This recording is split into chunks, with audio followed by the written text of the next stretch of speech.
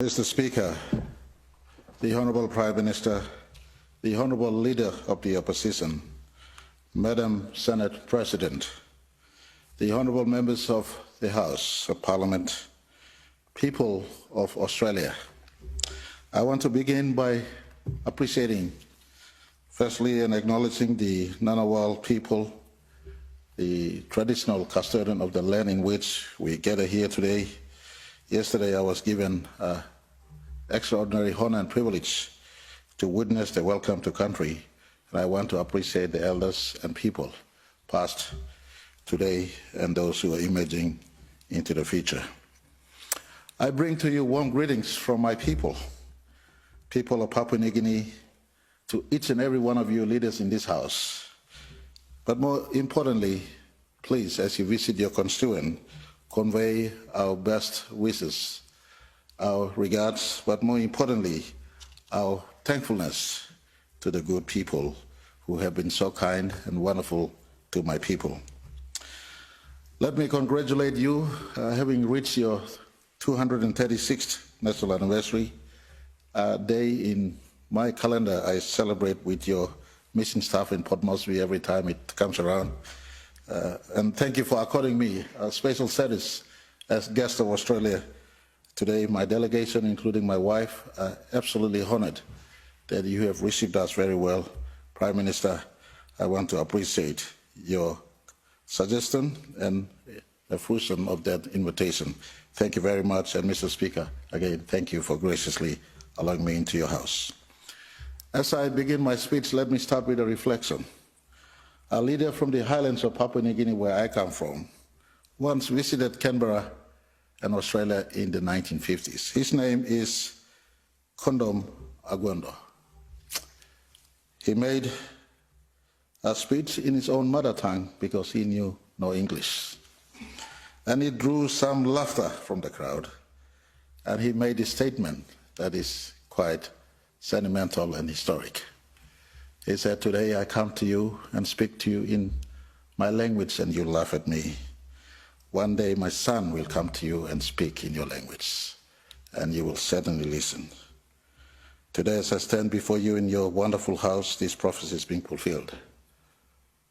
I speak to you in the language you taught me.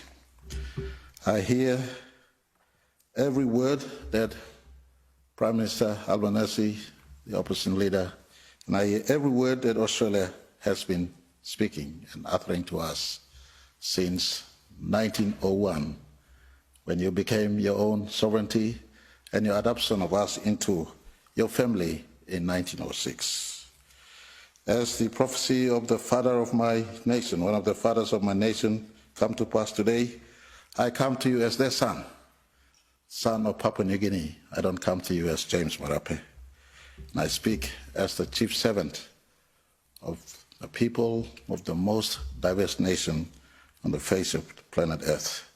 We have many tribes, many languages, but one nation. I am very deeply honored to be accorded this rare privilege, being the first Prime Minister of my country, to address the Australian Parliament. It is a high privilege I do not take for granted, and my people and myself will trust at this moment as a moment of honor for Papua New Guinea, and more importantly, Papua New Guinea-Australia relationship. Thus, it is with a profound sense of humility and responsibility that I am giving you this address. This is truly a historic moment for my country. And as I stand and gaze upon the halls of this magnificent building, I am reminded of the long journey you too have taken to arrive at this point and at this time and at this place. This is a magnificent Parliament House, a truly impressive architectural and landscape marvel that carefully blends the atmosphere of a modern, thriving Australia, but more importantly, with the revered traditions of your indigenous people. A proud testament to the resilience and tenacity of Australian people to survive against all odds and flourish, and your continued upholding of democracy and its freedom and enriching way of life that all of us we too in Papua New Guinea have come to love and cherish. It was from this parliament, the 98th Act of 1975, called the PNG Independence Act of 1975, cut the umbilical cord from the wombs of Australia to birth Papua New Guinea. And I want to say thank you very much. Thank you very much.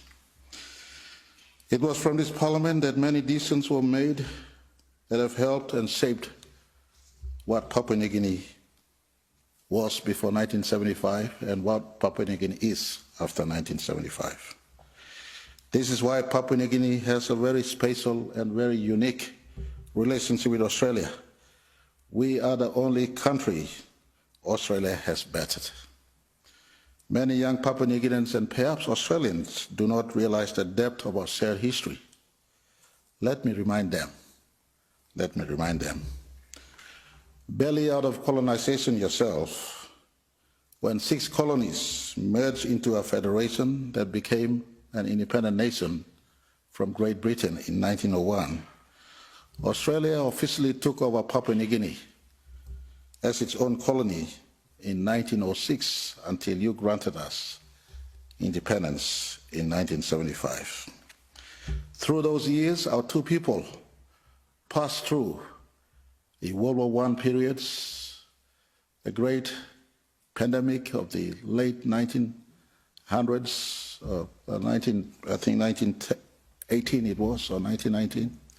We passed through the depressions of